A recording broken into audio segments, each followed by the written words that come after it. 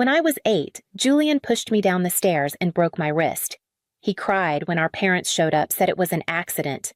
I was grounded for starting it. That's how things always were in our house. Julian made the mess, and I was the one who cleaned it up, or worse, punished for it. He was the boy with the bright smile, the clever lies, and the halo no one questioned. I was the one who made things tense. He got away with everything. Skipping school, stealing money from Dad's wallet, disrespecting Mom. They called it just being a boy. I got lectures for being too emotional, too sensitive, too much. If I ever cried, I was accused of making scenes. If I stood up for myself, I was told I was the reason the house never felt peaceful. By 13, I'd learned to keep my mouth shut. My room became my shelter, door-locked headphones on homework, my only distraction. Julian barged in whenever he wanted, took what he liked, and laughed at the rest. My parents barely looked up. On birthdays, I got gift cards and awkward hugs. Julian got parties' noise attention. Every year, I shrank a little more inside. When I turned 17, I packed everything I owned into 2 bags and left without a plan. I was done pretending it was a home. No one chased after me, no one called. It was like they'd been waiting for me to disappear. I scraped by on couches, and part-time jobs learned to live with little, got used to silence. It wasn't freedom, not yet, but it was something close to it. Years later, when the world fell apart and I had nowhere left to go, I made the mistake of calling them. When the hotel closed down, they didn't even call us into the office. Just a group email and a final paycheck that barely covered rent. I had 3 weeks to figure out where to go. My roommate packed and left within days, headed back to her parents' place. I didn't have that option. I sold what I could, donated the rest, and used the last of my savings to buy a battered camper shell for my truck. It leaked when it rained and smelled like wet cardboard, but it was mine. I called my mom, asked if I could park in their driveway for a few weeks. She hesitated, said they had too much going on. Julian and Mira had moved in and the house is just full. Mira sent a text a day later. Hope the truck bed's cozy. I found a grocery store parking lot that didn't tow and learned how to stretch meals out of a cooler and cheap instant food. I ran a cord from church outlets when no one was looking and used the 24-hour gym for showers. It was the lowest I'd ever been. But in the quiet, I learned how to live without asking. I learned what I needed, what I could endure. I learned to sleep through sirens and wake without fear. I didn't know it yet, but that camper, the one they mocked, was the first thing I'd ever truly owned. The job came through a friend of a friend who worked at a shipping warehouse in the next city over. It wasn't glamorous boxes, forklifts, early shifts, late nights, but it paid more than minimum wage and didn't ask many questions. The manager, a tall man named Ron with sun-creased skin and a smoker's laugh, glanced once at the camper on the back of my truck and just nodded. I parked near the rear fence where no one bothered to look twice. Nobody said a word as long as I showed up on time and didn't complain. The routine saved me. Mornings started before the sun rose. I'd slip on gloves, load pallets, keep my head down. No one cared who I was or where I slept. They cared if I showed up, if I pulled my weight. And I did. Every hour of overtime I could grab. Every weekend shift no one else wanted. I didn't have anywhere better to be, and work kept my mind from drifting. When it got cold, Ron let me run a heavy-duty extension cord from the side of the building so I could plug in a small heater. I told him I'd work Sundays for free to pay for the power. He waved me off, but I worked Sundays anyway.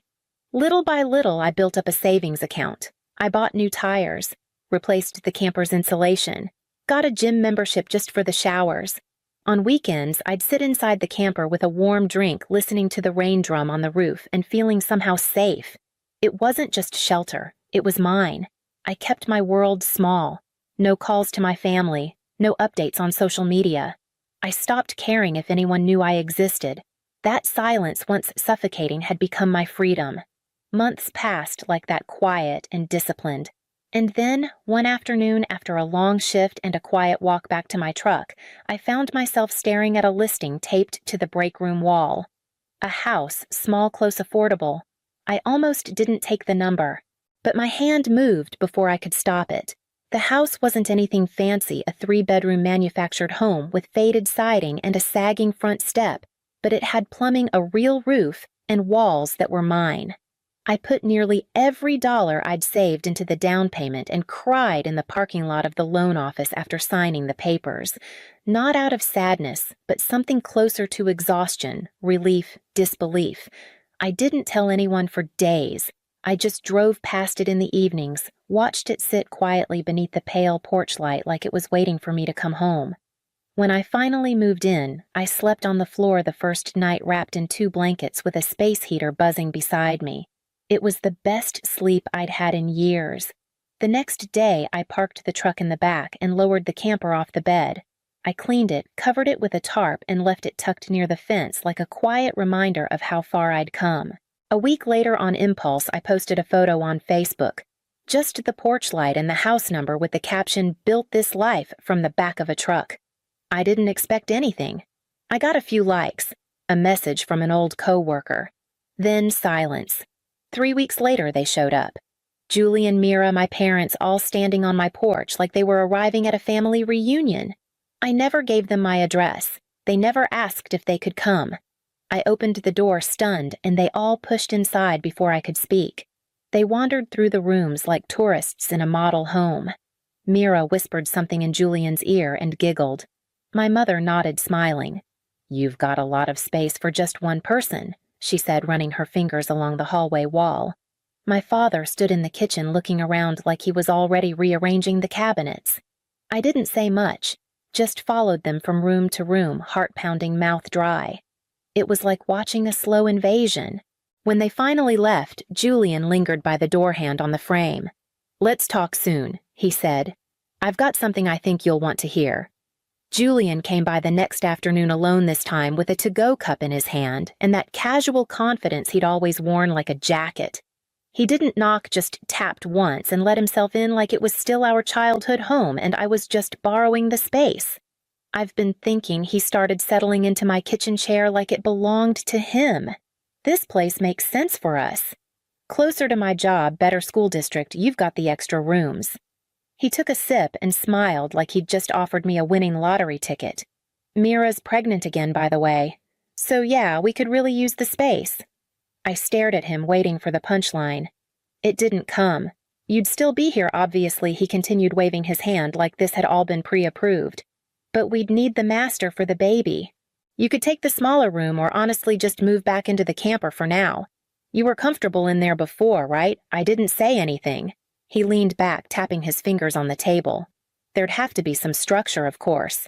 Quiet hours. No guests without clearing it with us.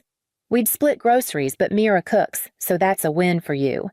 That was when something in me snapped, not violently, not theatrically, but like a wire pulled too tight for too long.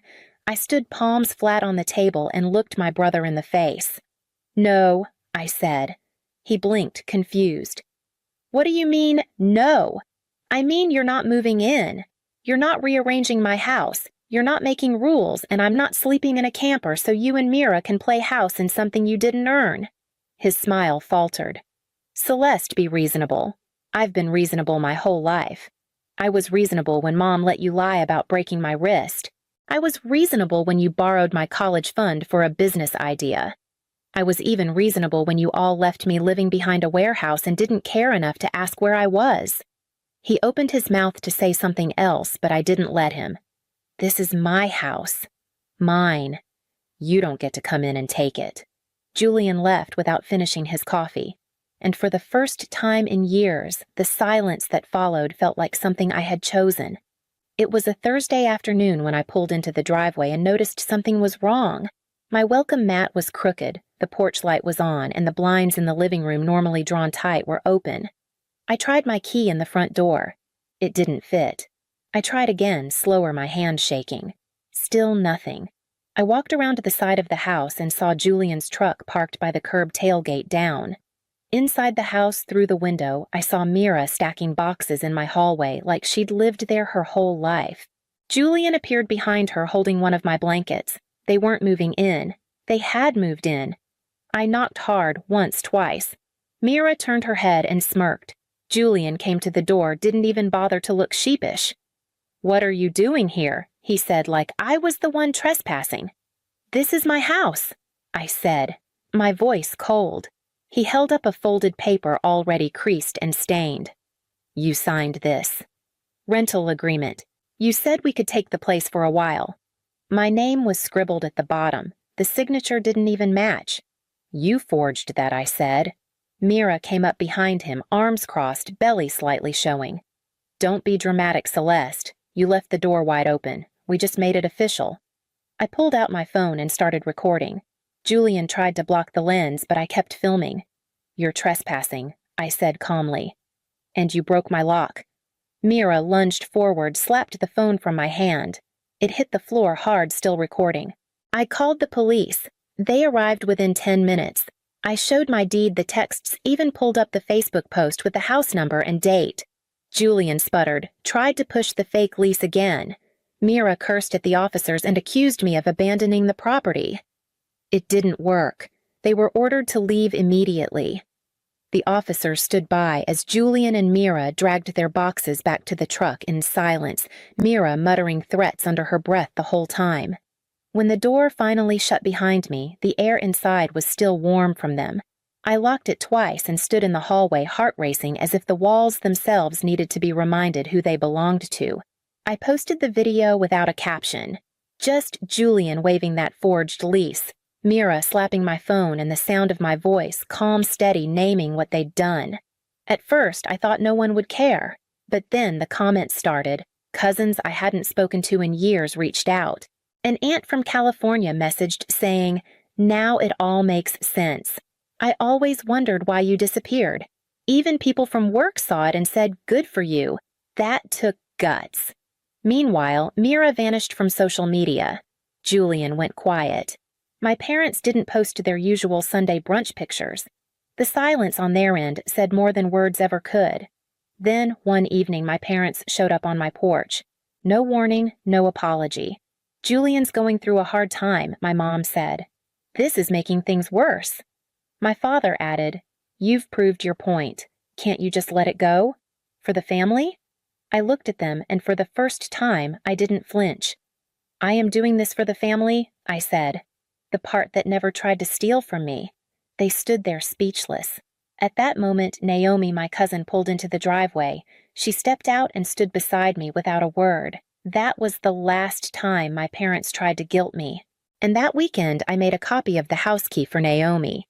A week later, Julian texted me like nothing had happened. "Hey, can we talk?" "It's about the kids." "And rent." I agreed to meet him in the driveway. He showed up alone, hands in his pockets, eyes darting everywhere but at me. He said Mira wasn't working, the kids were growing fast formula, and diapers were expensive. They'd just fallen behind.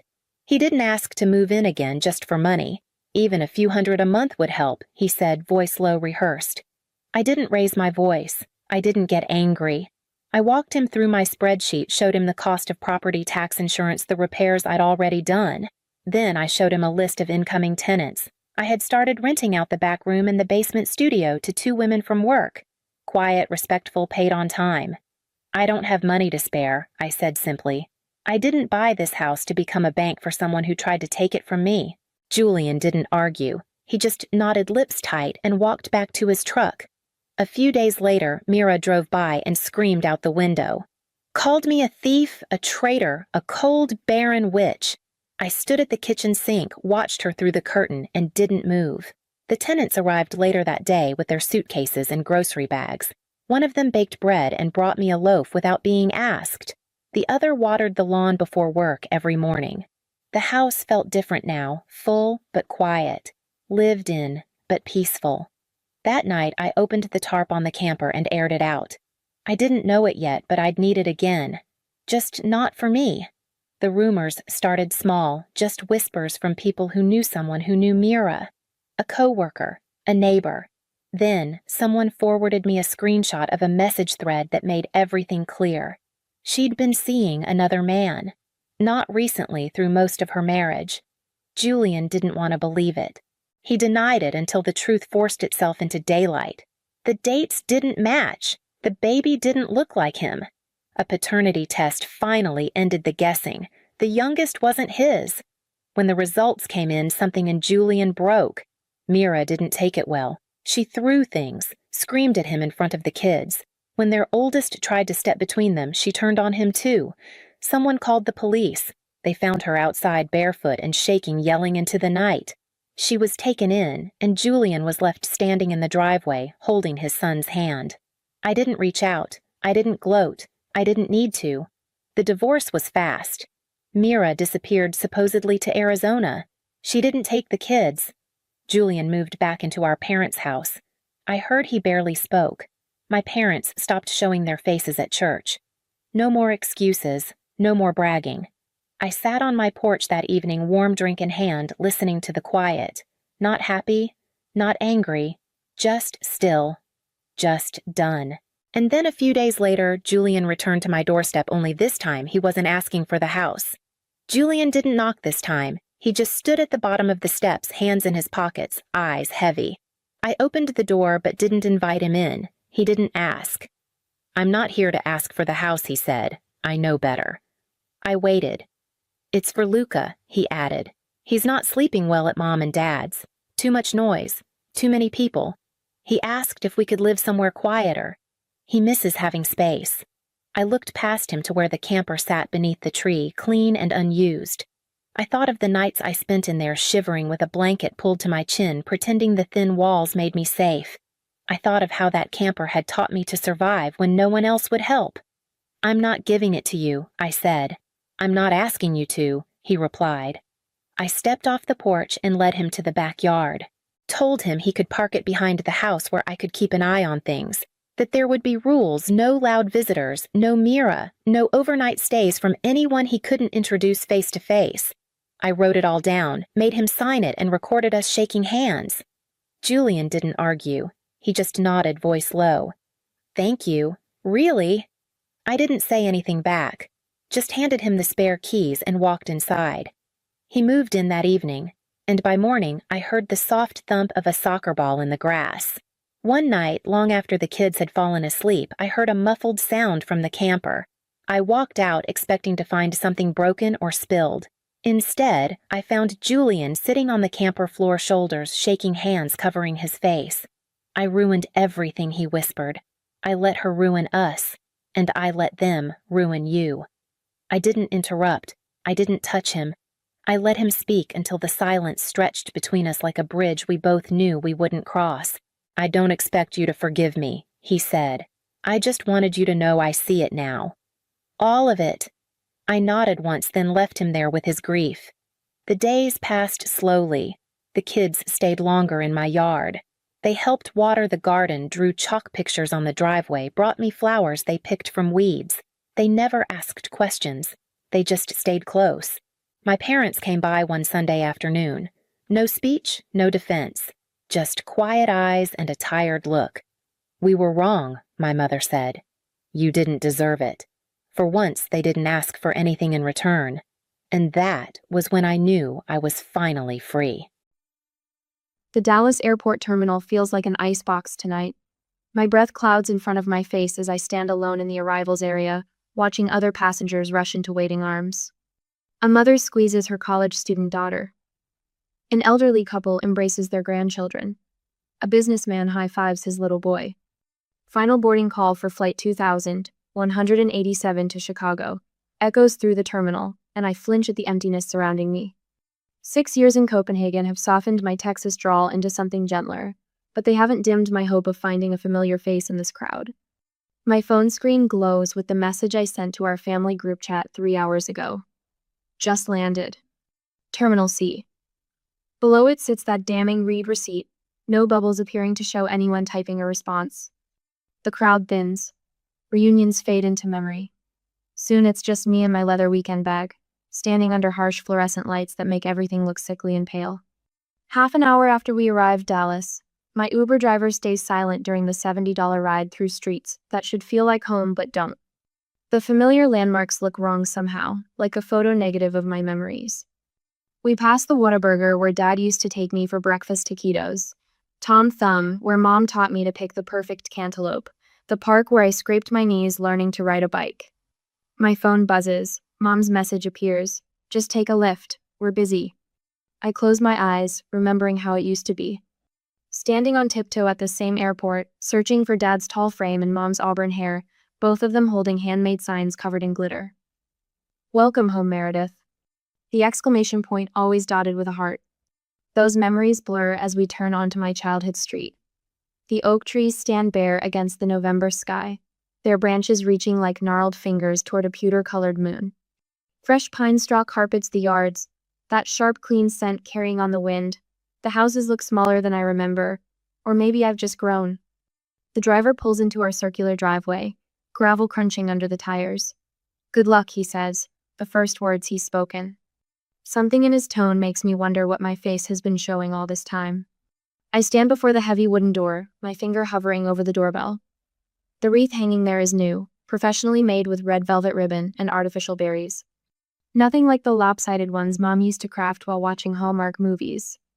Inside, laughter dies as I push open the door. The dining room table stretches before me, every chair occupied, wine glasses catching light from the chandelier. No empty seat waits. No place setting remains unclaimed. Aunt Ruth's head snaps up, her lips curling. Look who finally showed up. Cousin Caleb doesn't even glance my way, focused on cutting his meat. Nobody missed you anyway. Mom appears at my elbow, her voice barely a whisper. Just don't ruin the evening. My hands clench around the strap of my bag as memories flood back. The scholarship letter that changed everything. Copenhagen Design Institute's logo crisp against white paper. How proud they'd been at first. Dad bragging at his law firm about his daughter studying abroad. Mom telling her garden club about European architecture and sustainable design. But pride curdled as weeks became months, months became years. Each missed wedding, each skipped baby shower, each absent birthday somehow my fault. Never mind that they never visited. Never mind that FaceTime calls went unanswered. Never mind that my achievements abroad met silence.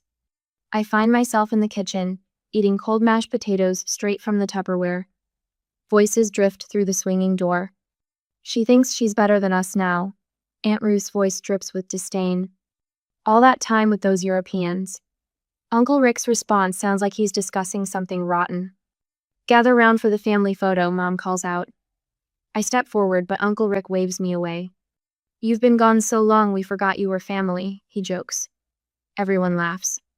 I set down the Tupperware, my appetite vanishing like my breath in the airport's chill. The sound of their laughter follows me to the door, but no one calls out to stop me. No one asks where I'm going. The wreath swings as I pull the door shut behind me, its perfect red bow mocking everything a homecoming should be. Outside, the moon hangs lower now, casting long shadows across the driveway. My breath fogs in front of me again, but this time I welcome the cold. It matches everything inside. The next morning, the garage door groans open at 5 a.m., revealing cardboard boxes stacked like forgotten tombstones. I could not sleep the whole night, so I came out to just look around. A flashlight beam catches the Sharpie labels. Meredith's books, Meredith's awards, Meredith's memories, each crossed out with thick black lines. Dust coats everything except fresh boot prints, leading to where Aunt Ruth stored her crafting supplies. I click the garage door shut, not wanting to wake anyone. Let them sleep through what comes next. The rental car's trunk stands open, waiting. The next morning, my childhood bedroom door opens silently, a habit from teenage years sneaking past curfew. The space punches the air from my lungs. Gone are my architectural sketches, my UT Austin pennant, the corkboard plastered with European travel dreams. Aunt Ruth's sewing machine squats on my old desk. Balls of yarn spill across the floor like bright tumor clusters. The walls shine seafoam green where lavender once lived. Your aunt needed the space, Mom said, waving away 6 years of memories. You're never here anyway. A text lights up my phone. Sarah asking if I need help. Sweet Sarah from high school, who showed up at my motel last night with wine and pizza after seeing my Facebook post about being home. Who listened without judgment as I spilled everything between sobs. I've got this, I text back. But thank you. Downstairs, the mantel catches my eye. Family photos march across it in silver frames. Claire's wedding. Mom's garden club presidency. Dad's law firm partnership celebration. The space where my Copenhagen graduation photo once stood now holds cousin Tommy's new boyfriend, grinning at the country club Christmas party. The final straw waits in the kitchen. Their family calendar hangs by the coffee maker, covered in Mom's precise handwriting. The 9th of November shows Meredith's visit in blue ink, crossed out with an aggressive red line. Below it, craft fair with Ruth claims the space. My house key lands on the granite counter with a final click. The sound echoes through the empty kitchen where I once baked Christmas cookies and birthday cakes, where Dad taught me fractions using measuring cups, where Mom braided my hair before school. Those memories blur like old photographs left in sunlight too long. The group chat explodes as I pull out of the driveway. First comes Mom. Don't make this about you. Then Uncle Lane. Who's going to handle the tax documentation? You know I can't work this computer stuff. Cousin Caleb. The HOA needs those forms signed by Friday. Aunt Ruth. So dramatic. Just like when you ran away to Europe. My thumb hovers over the response box. 6 years of managing their digital lives from across an ocean. Tax records, password resets, HOA complaints, online bill payments, all flowing through my laptop in Copenhagen. They never saw the hours I spent, the sleep I lost keeping their financial house in order. Never thanked me. Just expected it, like they expected me to shrink myself to fit the space they allowed. A new message from Sarah pops up. You okay? Coffee at Pearl's when you're ready. My Copenhagen team checks in next. Missing our morning design review, hope home is treating you well. Mrs. Henderson from next door sends a heart emoji. Saw you leaving, dear. They don't deserve you. The motel room key card feels warm in my palm. Room 237 at the Arlington Suites may not be home, but at least it's honest about being temporary. No false promises of welcome. No expectations to contort myself into shapes that don't fit. That same day, Uncle Lane's panic rises through a series of texts about locked retirement accounts. The family's digital infrastructure, carefully built and maintained from 4,000 miles away, begins to creak without my constant attention. Years of managing their online lives taught me one thing. They only valued what they lost. My single response silences the group chat. I won't help without an apology. The phone buzzes with private messages. Aunt Ruth tries guilt. After all we've done for you. Mom attempts manipulation. Why do you hurt us like this? Uncle Rick goes for threats. You'll regret this attitude, young lady. Each message strengthens my resolve. The trust fund paperwork sits unopened in my laptop bag, requiring all grandchildren's signatures before the holiday disbursement. They'll figure that out soon enough. The sun breaks over Arlington's skyline as I pull into Pearl's diner. Sarah waves from a window booth. 2 steaming coffees waiting. Her smile holds no judgment, no expectations, no demands to be someone I'm not. For the first time since landing, my shoulders drop from around my ears. The coffee's aroma wraps around me like a Danish wool blanket. My phone buzzes again, but I silence it without looking. Some ties need to break before new ones can form. Through the diner window, a moving truck inches past. Young couple in the cab, excitement bright on their faces as they drive toward their future. I remember that feeling from 6 years ago, pulling away from this same spot toward Copenhagen. The terror and thrill of choosing myself. Time to choose myself again. Next day, the first overdraft notice from Wells Fargo lands in Uncle Lane's inbox at 6:43 a.m. His panicked voice message hits my phone before 7. Meredith, the retirement accounts are locked. I can't access anything. Call me back immediately. I sip my motel coffee and watch the sunrise paint the parking lot in watercolor shades of orange. 3 more messages arrive while I spread strawberry jam on my toast. This isn't funny anymore. Aunt Ruth's voice crackles through the speaker. The quarterly reports are due tomorrow, and all the templates are gone. Caleb's text follows. Where TF are the tax docs? Mother's message arrives last, her tone brittle as winter ice.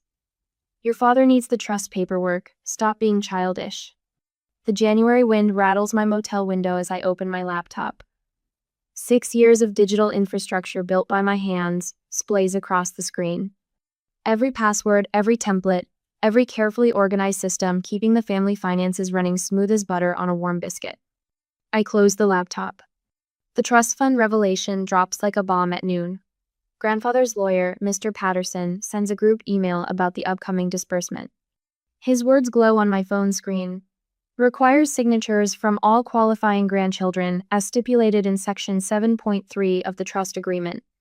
My phone explodes. 27 text messages, 13 voicemails. The family group chat becomes a rapid-fire barrage of panic. Bills due next week, Aunt Ruth types. Country club membership renewal, adds Uncle Rick. School tuition, Mother chimes in. I scroll through their messages while folding my laundry, matching socks with the same methodical care I once used to organize their digital lives. The irony tastes sweet as the Danish canal sneagle I learned to bake abroad. They forgot I was family until they needed my signature. The motel door rattles at 3. Aunt Ruth stands outside, her pearl necklace perfectly straight, her smile as artificial as the sweetener packets in my room. Honey, let's talk about this like adults. Her accent thickens, playing up the southern charm.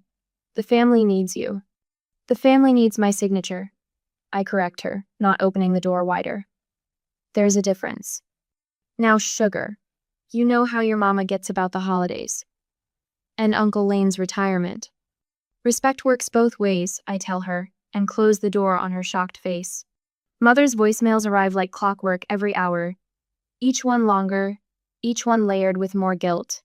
The emotional manipulation as familiar as my childhood bedroom's floral wallpaper. I carried you for 9 months. After everything we've done. When your brother died. Delete. Delete. Delete. Uncle Rick tries next, his lawyer voice in full effect. This constitutes financial harassment. We'll be forced to take legal action. I forward his message to Mr. Patterson with one sentence. Please ensure all future communication goes through appropriate legal channels. The reply comes within minutes. Mr. Patterson's response copies all parties. Mrs. Blake's position as trustee is legally protected. Any attempts at coercion may result in trust dissolution. Caleb's girlfriend Amanda slides into my Instagram DMs near midnight. Everyone makes mistakes when they're hurting. Time to show some maturity. I block her account and open my email. The letter to the family lawyer flows out of me, calm and clear as the Copenhagen harbor at dawn. Dear Mr. Patterson, I am willing to sign the trust disbursement under the following conditions. 1. Written apologies from each family member acknowledging specific instances of disrespect. 2. Agreement to attend monthly family therapy sessions for minimum 6 months. 3. Professional mediator present at all future family financial meetings. 4. Written agreement to maintain appropriate boundaries and communication. These terms are non-negotiable. Regards, Meredith Blake. My thumb hovers over the send button. Grandmother's tearful voice echoes in my memory. Family should always forgive. But forgiveness without change is just permission. I press send. The response comes from my Copenhagen team first. Eric's video call lights up my screen, his familiar face warming the cold motel room. The Oslo project can be managed remotely, he says without preamble. Stay as long as you need, or come home to us. Your choice. Home. The word settles in my chest, solid and real as the Danish brick buildings I've grown to love.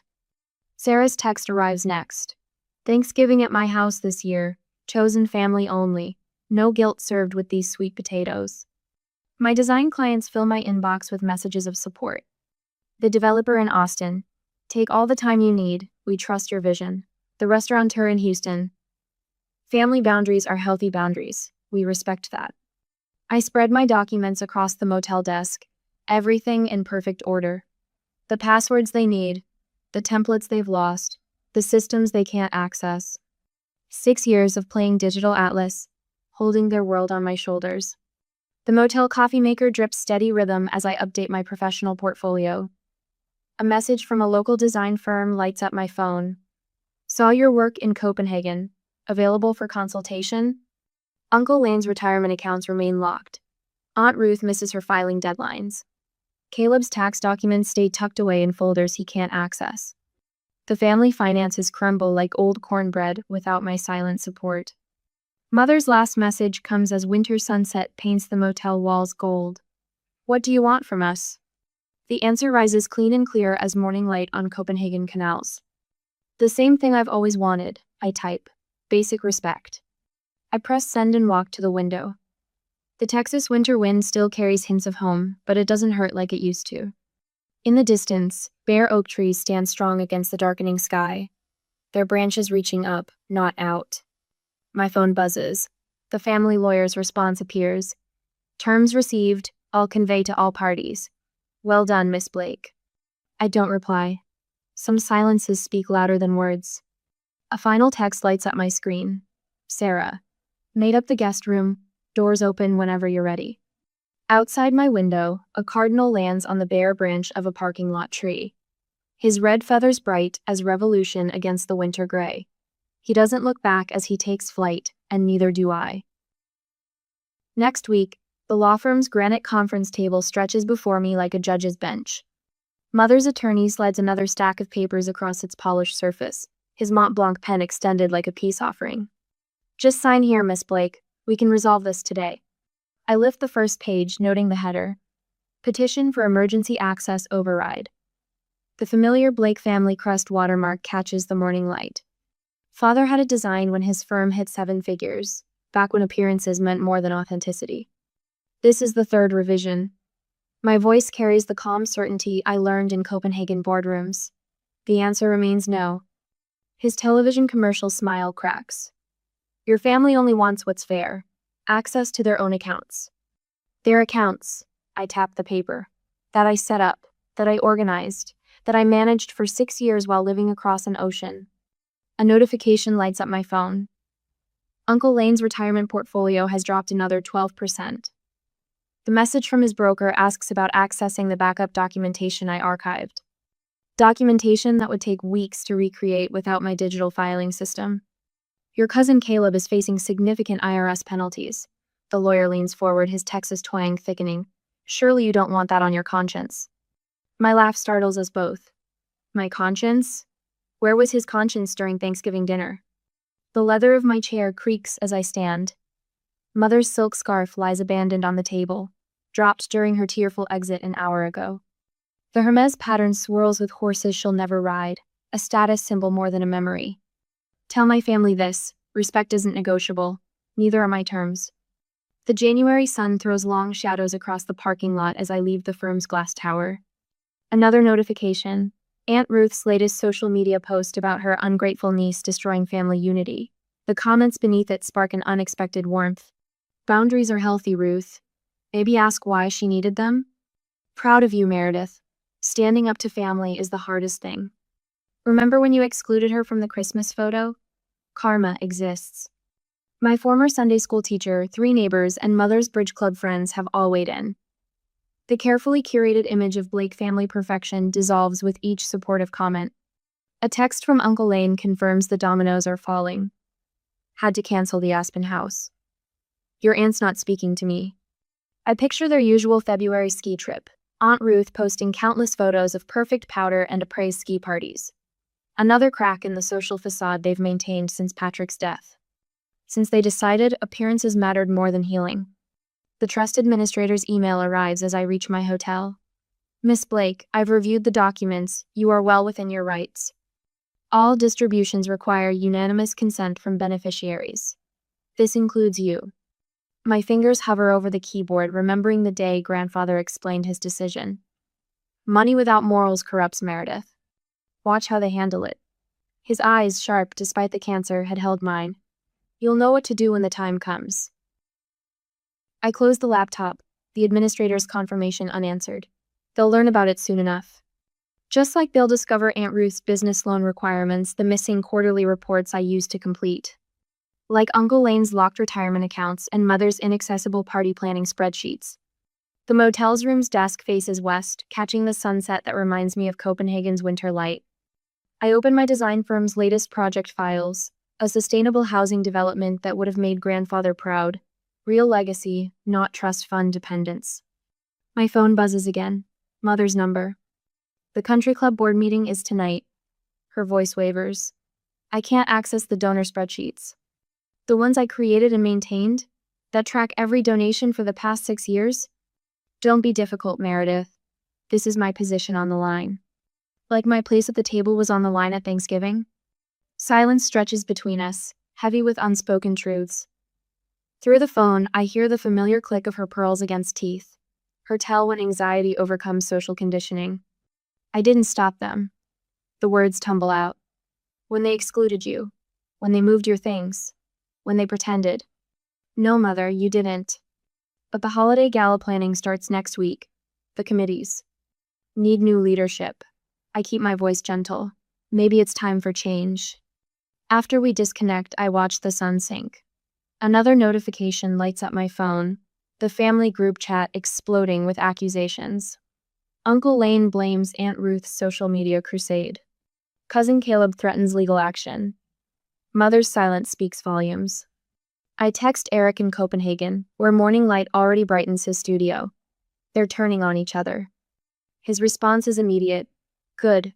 Let the truth do its work. My laptop screen glows with a new email draft. Subject line, Terms of Reconciliation. The cursor blinks, waiting for words that will reshape generations of dysfunction. Below it sits the announcement of my firm's expansion, ready to show them the power I've built without their networks, their connections, their suffocating support. I begin to type, each word a brick in the foundation of something stronger than family obligation. Something built on respect, not fear. On boundaries, not barriers. The final light fades from the Dallas sky as I write the opening line. True family is earned, not demanded. Here are my terms. 3 days later, the subject line in my inbox reads, Family Emergency Meeting Resolution. Below it sits a chain of stiff apologies, each one crafted with the precision of a corporate press release.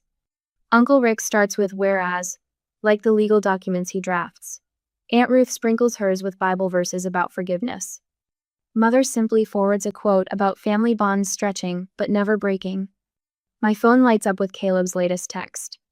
Just sign the papers, everyone said sorry. What more do you want? A winter storm rattles my motel window. Outside, tree branches bend under the weight of December ice, but refuse to break. The sight sparks something in me, a cold, clarifying anger that burns away the last wisps of guilt. I open my laptop and start a new email, the subject line, Requirements for Financial Document Access. My fingers fly across the keyboard, 6 years of swallowed words finally finding their voice. Each apology must be recorded on video and posted publicly to your social media accounts. No scripts, no lawyers, just truth. I pause, savoring the image of their faces when they read the next part.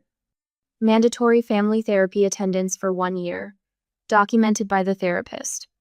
My portion of the trust fund will be donated to Copenhagen's Youth Design Initiative, helping other students choose dreams over obligations. The reply comes within minutes, a FaceTime request from Mother.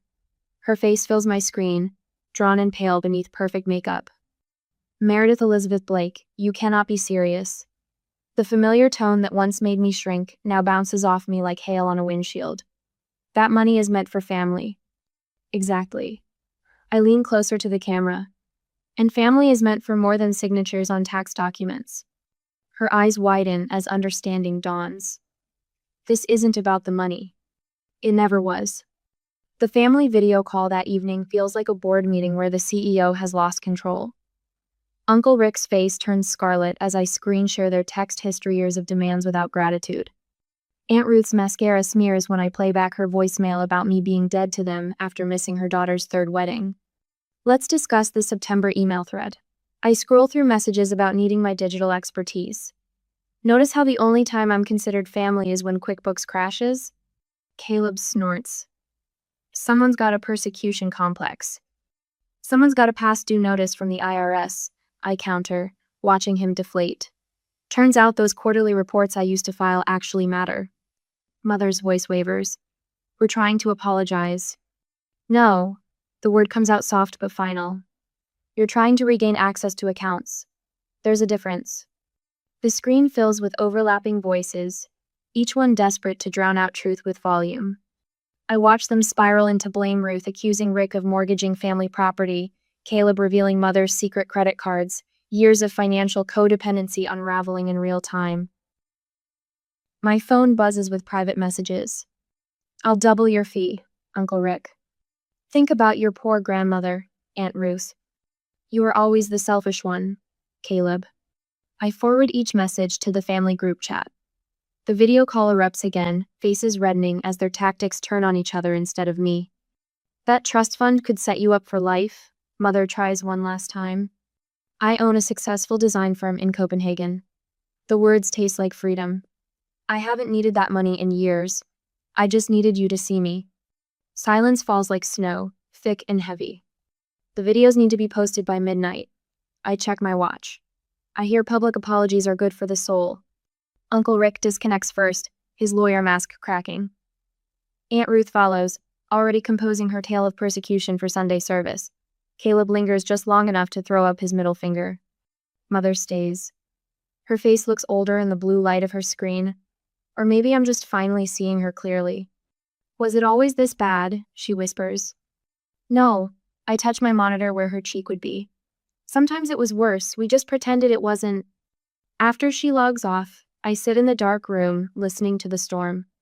My laptop chimes with notifications as the videos begin posting awkward, angry, genuine for the first time in years because they have no choice. A text from my Copenhagen business partner lights up my phone. The Youth Design Fund website just went live. Donations already coming in. I click the link. The landing page shows students sketching dreams into reality, their faces bright with possibility. Below them, my mother's trust fund portion converts into scholarships, each one a key to unlock a different cage. My finger hovers over the family group chat icon. The little red number shows 37 unread messages. Beyond my window, the storm breaks. Ice melts from branches, leaving them lighter, freer, ready for new growth. I close the chat without reading. Some silences speak louder than words. Some endings are really beginnings in disguise. Tomorrow I'll book my flight back to Copenhagen, back to the life I built instead of the one I was assigned. Let them keep their empty apologies. I have something better now. The truth. 6 months later, the scent of cardamom and cinnamon fills my Copenhagen apartment as Eric slides another batch of peppercorn into the oven. Outside my window, snow drifts past strings of white lights that crisscross no-rebro's cobblestone streets. Inside, warmth radiates from more than just my vintage wood stove. Your table runner is crooked, Eric announces, adjusting the hand-woven textile I brought back from a sustainability conference in Stockholm. His perfectionist streak mirrors my own, though I've learned to laugh at it now.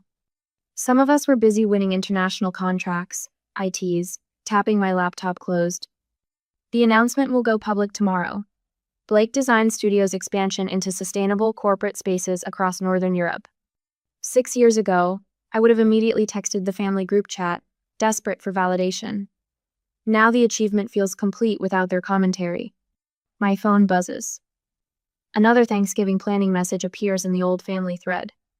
Aunt Ruth's annual plea for everyone to gather in Highland Park, complete with guilt-laden references to family tradition and what your brother would have wanted.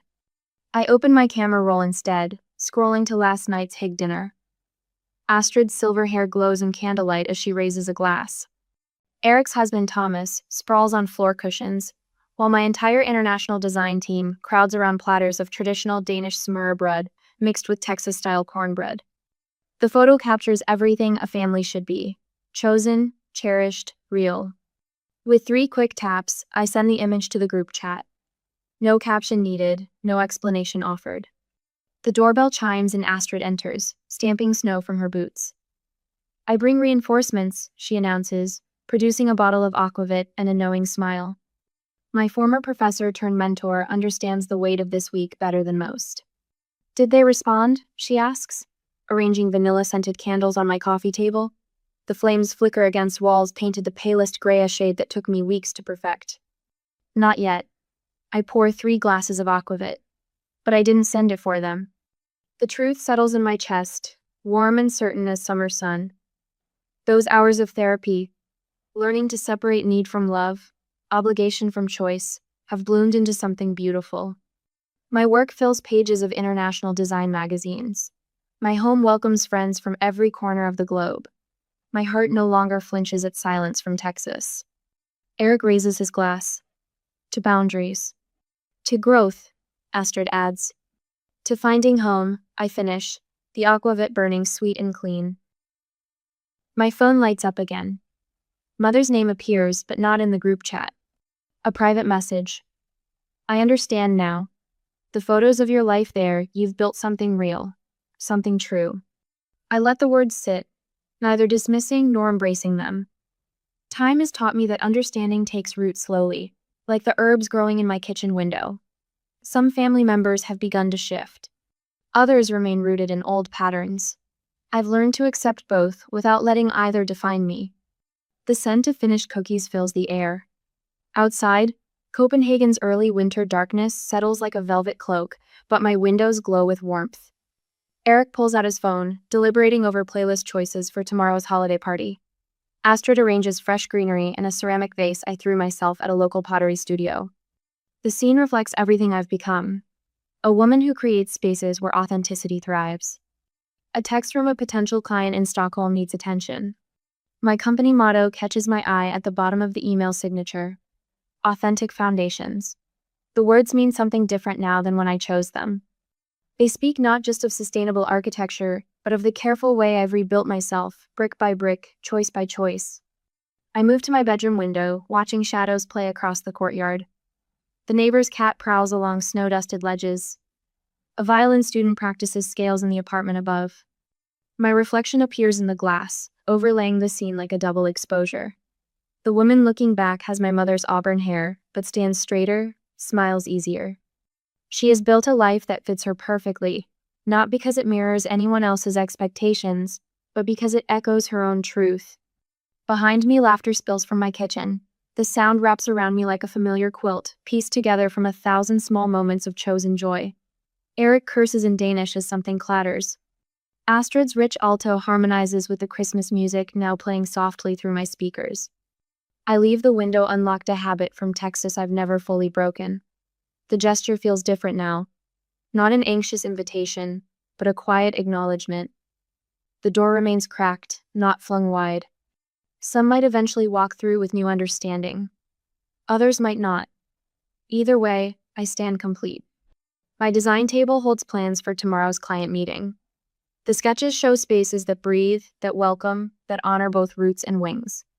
In the margin, I've written a note. Home is not a place. It's a truth. The winter light fades outside my windows, but inside, everything glows.